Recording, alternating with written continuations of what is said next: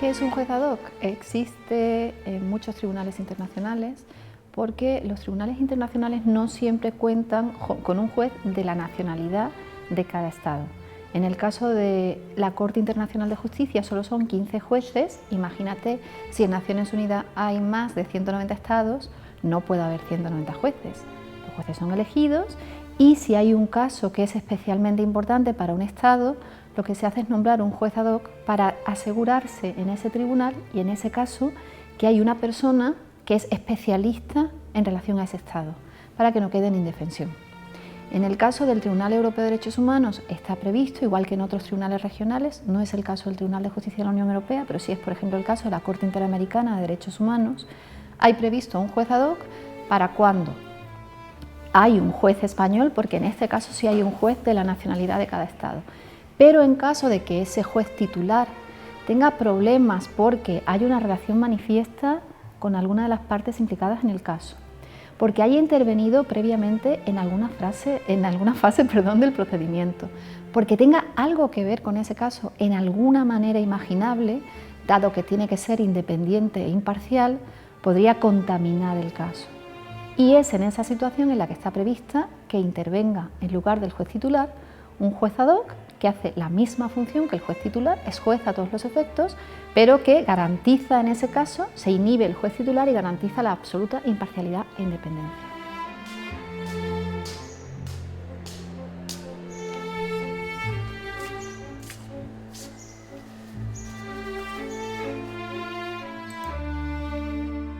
Para haber llegado hasta ahí, evidentemente, uno tiene que estar al día de cómo va la jurisprudencia, tiene que estudiar mucho, publicar sobre el tema, haber estado investigando muchos años, por eso finalmente te seleccionan, porque eres una persona que si en un momento determinado tiene que entrar a actuar, tienes ese conocimiento básico, profundo, global de lo que hace el tribunal y de los casos que ha producido, de la jurisprudencia que ha producido. El Tribunal Europeo de Derechos Humanos ha producido una jurisprudencia vastísima, que tiene que ver tanto con el sistema público en los estados como con derechos privados. Por ejemplo, tiene muchísima jurisprudencia, ha producido muchísima jurisprudencia en materia de inmigración ahora, pero antes que de inmigración en materia de asilo, en materia de extradición, cómo se regula la extradición en los estados miembros del Consejo de Europa y si se vulneran determinados derechos fundamentales cuando se entrega una persona a otro país, por ejemplo, porque en ese país no vaya a beneficiarse un juicio justo o porque incluso pueda estar condenada a muerte. De hecho, fue uno de los primeros casos que resolvió el tribunal con relación al Reino Unido, algún otro con relación a Bélgica. La protección también de la intimidad, ha habido muchos casos en materia de protección de menores y homosexualidad en países donde estaba prohibida. Mucha jurisprudencia, últimamente mucha en materia de libertad de expresión y regulación de las manifestaciones de la libertad de expresión y de pensamiento, mucha también en derecho de familia, que antes se decía a nivel interno, bueno, esta materia, esta jurisprudencia que produce el Tribunal Europeo solo interesa en realidad a los internacionalistas, porque es una cosa de Estado. Si me pregunta por el caso de España, evidentemente España tiene temas muy importantes. No es de los estados que tiene más casos ante el tribunal, yo diría que es de los que menos casos tiene, por dos razones. Porque tenemos un tribunal constitucional que funciona muy bien como filtro, cosa que no hay en otros tribunales, en otros estados del Consejo de Europa, y ese filtro no lo tienen, con lo cual es más fácil que acaben llegando ante el Tribunal Europeo, y segundo, porque es verdad que aquí se han hecho esfuerzos muy grandes de transparencia, de protección de la tutela judicial efectiva, de manera que esas situaciones dañinas se resuelvan internamente antes que se internacionalicen, antes de que lleguen al Tribunal Europeo. ¿España tiene casos? Sí, pero tiene pocos al año y condenas tiene bastantes pocas en comparación con el resto de los Estados miembros, es de los que menos tienen, pero tiene, evidentemente tiene. España tiene casos importantes que ha habido allí, de terrorismo, evidentemente de temas de ETA, ha habido muchos, ahora están llegando casos que tienen relación con el uso de las nuevas tecnologías, pero eso está pasando en todos los países del Consejo de Europa,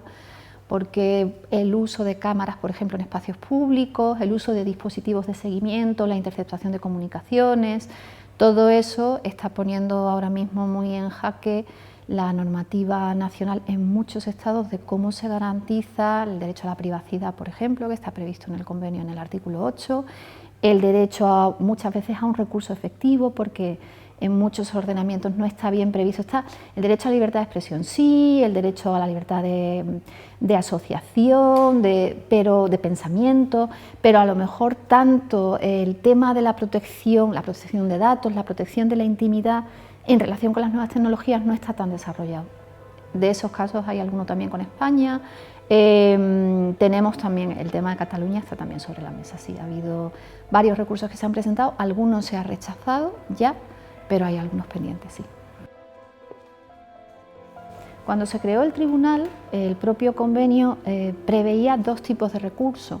Un recurso entre estados, si había una disputa entre estados, y un recurso de particulares contra estados. Y el procedimiento está previsto de manera que siempre se pensó que los más numerosos iban a ser los recursos entre estados. Y de esos ha habido poquísimos, una veintena, mientras que los recursos de los particulares contra los estados ha sido realmente lo importante y es el gran boom, la gran explosión de la jurisprudencia del Tribunal Europeo.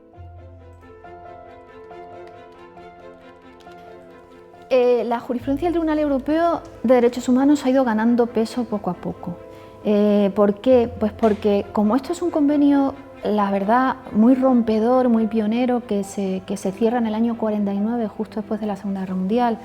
y que era la primera vez que capacitaba a un particular, a un individuo, para recurrir contra un Estado, eso a nivel internacional era absolutamente rompedor, y además no solo una persona que fuera nacional de un Estado, que eso hasta cierto punto era lo clásico. El Estado protege a sus nacionales, sino cualquier persona que residiese legalmente en un Estado, como pasa ahora, muchos recursos que se plantean contra Alemania, pues son turcos residentes en Alemania, o nosotros tenemos magrebíes residentes en España, o casos que aunque no sean personas residentes han tenido que ver con las autoridades españolas, como el problema del asalto de la valla, Ceuta y Melilla, etcétera, y por tanto son las autoridades españolas las implicadas y la denuncia es de alguien de un tercer Estado. Entonces, sí, en principio parecía que iban a ser temas más políticos, temas que afectaban más al orden público de los estados, pero ahora está afectando a muchas cosas de derecho privado, por ejemplo, de derecho de familia, de filiación, en materia de bioética, todo lo que es clonación, todo lo que son células madres, también la reproducción asistida, casos donde se ha muerto una persona para dejar congelados óvulos o esperma, de manera que luego se lleva a cabo la reproducción y ha habido contencioso. Bueno, todos esos temas, en esos temas que son puramente derecho privado, está entrando también el Tribunal Europeo. Así que, y por supuesto, luego en cuestiones como detenciones arbitrarias, encarcelamiento, derecho a un juicio justo, los recursos administrativos que tiene una persona frente al Estado ante determinados abusos, todo eso también, que es más de la esfera pública, también hay muchísima jurisprudencia por el Tribunal Europeo. Los derechos, la protección de los derechos fundamentales en España en general y en la comunidad andaluza, yo creo que no corren un gran peligro, sinceramente. A mí me parece que España es de los países más garantistas. De hecho, si echamos un vistazo a los informes anuales que sacan determinadas ONGs especialmente sólidas y reputadas en esa materia, como es el caso de Amnistía Internacional, España es de las que menos sale todavía, eso es cierto. ¿En qué sale? Básicamente porque nosotros mantenemos una institución que, aunque está muy regulada desde el punto de vista de los derechos fundamentales, choca en muchos países, que es la prisión incomunicada. Las detenciones y cuando el juez decreta prisión incomunicada de forma previa, y sobre todo ese régimen que hay reforzado cuando hay sospechas de terrorismo y la persona puede estar hasta 72 horas antes de ser llevada ante el primer juez competente, eso es lo que más nos achaca en cumplimiento de garantías y en cumplimiento, en respeto de derechos fundamentales. Pero en general, yo decía antes, no hay muchas condenas a España, y no las hay porque la normativa española en ese sentido es bastante garantista, quizá porque acabábamos de salir de un sistema no democrático y cuando nos adherimos al Consejo de Europa hicimos grandes esfuerzos y los hemos seguido haciendo porque esa protección se siga manteniendo. Ahora mismo en la comunidad andaluza los casos que tenemos básicamente, si nos ceñimos y no es la comunidad andaluza exactamente, pero es al menos el sur de España, es el problema de la valla de Ceuta y Melilla. Yo creo que España, a nivel de la comunidad internacional, ha desarrollado, ha sido seria. Desde, bueno, en esa evolución que hemos hecho desde que tuvimos un gobierno democrático, yo creo que España ha sido bastante seria. De hecho, por ejemplo, en la Unión Europea, cuando entramos en la década de los 80, a mitad de la década de los 80, se nos llamaba los alemanes del sur, porque a la hora de negociar éramos muy serios, éramos muy estrictos. Yo creo que España es de los países que mejor ha aprovechado el uso de los fondos FEDER, mejor los ha invertido, más cosas se han hecho gracias a la ayuda de la Unión Europea. A nivel internacional, España tiene un papel que se le reconoce en casi todos los foros internacionales, que es el canal privilegiado con América Latina. Es verdad que no todos los gobiernos han estado a esa altura, eso depende mucho de quién lidere qué gobierno hay y quién lo lidera. Hay personas más carismáticas que consiguen tener más respeto en la escena internacional, hay personas menos carismáticas que no consiguen tener nada de respeto o no tienen buena imagen a nivel internacional, y luego el ejecutivo que lo rodea, pues hasta qué punto lo hace bien o lo hace mal. Nosotros hemos tenido meteduras de pata como cualquier Estado, pero en general yo creo que hay una buena visión de España. Es muy colaboradora a nivel europeo, no solo en la Unión Europea, sino en el Consejo de Europa, que es donde está este tribunal. En esos 47 estados, España es un país de peso